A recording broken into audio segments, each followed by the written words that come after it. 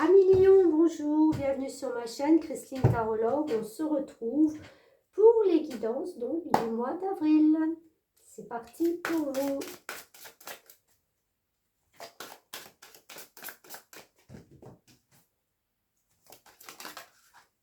Allez, alors, quelle énergie on quitte? Oh, on quitte le 10 de bâton. Ok, alors super, on arrive à une fin de cycle. 10 de bâton, c'est cette jeune femme qui est chargée de fleurs, mais alors tellement chargée qu'elle n'en peut plus, quoi. Elle est courbée. Je pense que cette dernière semaine, ces derniers mois, on vous a chargé de beaucoup de responsabilités. Vous avez eu à faire face à beaucoup de choses, mais j'ai aussi la sensation que vous n'arriviez pas à dire non. Vous avez pris des choses sur vous qui n'étaient pas obligatoires. Vous n'avez pas rendu à qui de droit ces fardeaux. Chacun est libre, chacun fait comme il veut, mais chacun a le pouvoir aussi de se dépatouiller et on ne peut pas tout mettre sur le dos d'une seule personne. Donc j'ai envie de dire que vous sortez de ce cycle, hein, on est au 10, donc c'est la fin du cycle, on va repartir avec l'as de bâton, c'est-à-dire une énergie nouvelle, beaucoup plus légère pour vous. Et c'est tant mieux. Allez.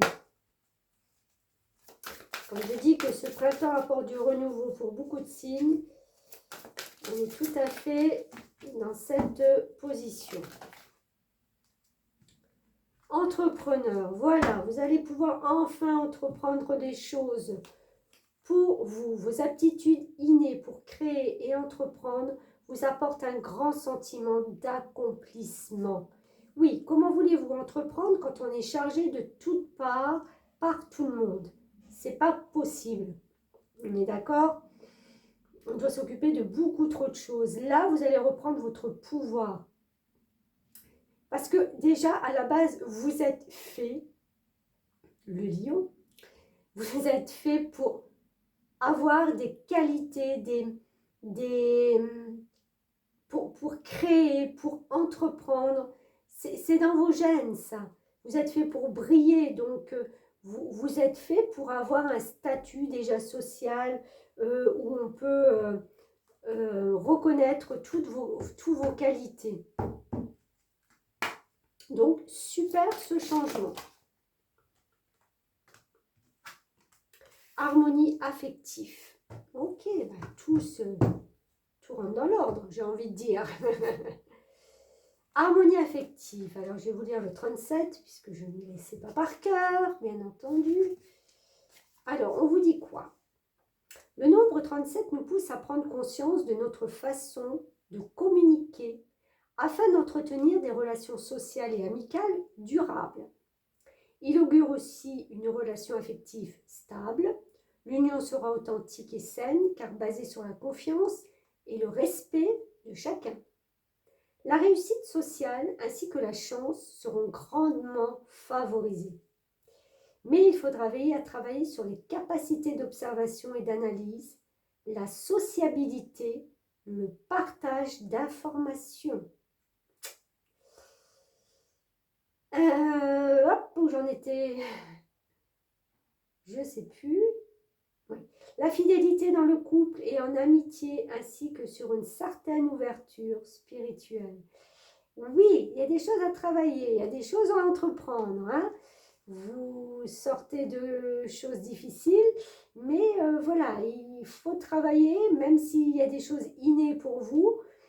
Voilà, on est à un début, on redémarre un nouveau cycle.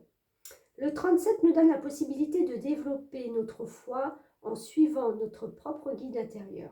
Il nous rappelle que tout est en nous et que nous sommes chacun notre propre maître, mais bien entendu. Vous êtes en passe d'évoluer sur le plan spirituel.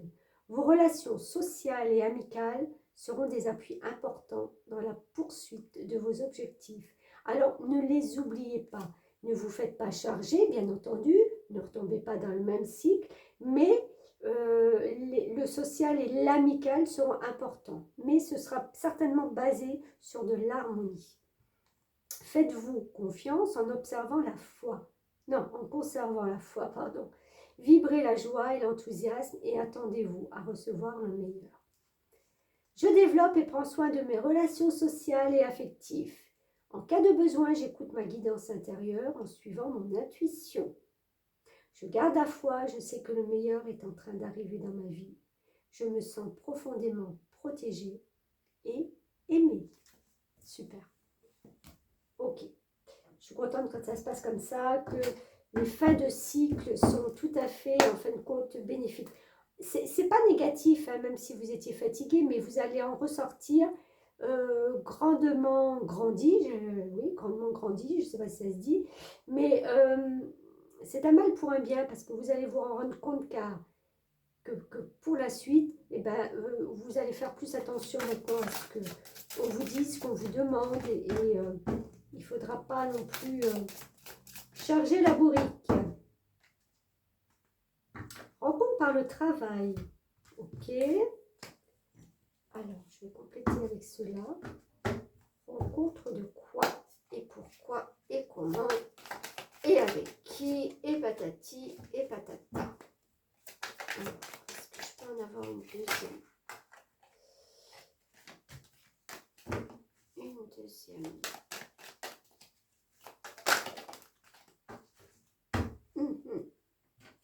Ok. Alors, là, j'étais dans le niveau cœur, amour. On vous parle, alors pour les célibataires, une rencontre par le travail. Par contre, ça va être compliqué pour vous de vous ouvrir. Parce que vous avez eu une blessure, vous avez eu quelque chose qui n'est pas encore forcément cicatrisé. Il y a votre petit cœur de temps en temps, même si c'est plutôt le mental, qui vous rappelle à l'ordre en vous disant hey, n'oublie pas ce que tu as vécu, fais attention à toi, patati patata. Et tout ça, ça vous donne un côté très fermé, hein, très fermé, que ça soit, en fin de compte, touche pas ce que j'ai construit, tout. Il y a une notion de changement qui est difficile pour vous, difficile d'accepter. Donc pour vous les célibataires, j'ai envie de dire, il y en a un qui va galérer, un ou une qui va galérer en face de vous. Mais il y a rencontre, il y a rencontre.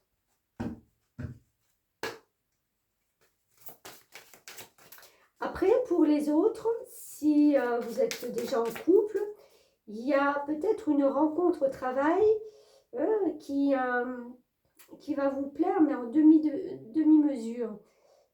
C'est quelqu'un qui voudra peut-être un peu trop être intrusif dans votre vie privée. Et ça ne va pas marcher, quoi.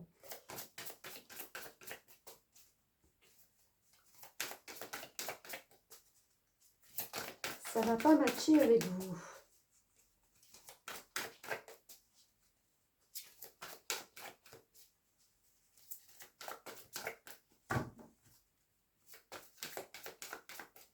Alors, qu'est-ce qu'on a d'autre?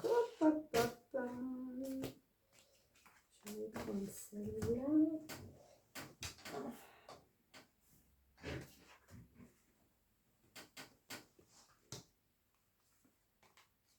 Ah oui, mais il y a plein de messages. Hein. Attendez, moi je vais recommencer. Parce que je vois les messages au fur et à mesure. Et c'est pas vrai.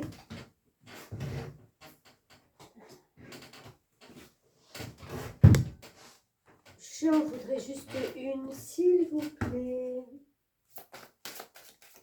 Et une pas par terre. Voilà, merci. Il suffit de demander. Artiste.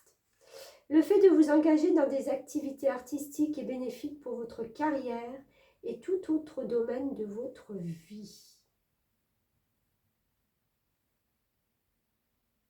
Ok, ok, ok.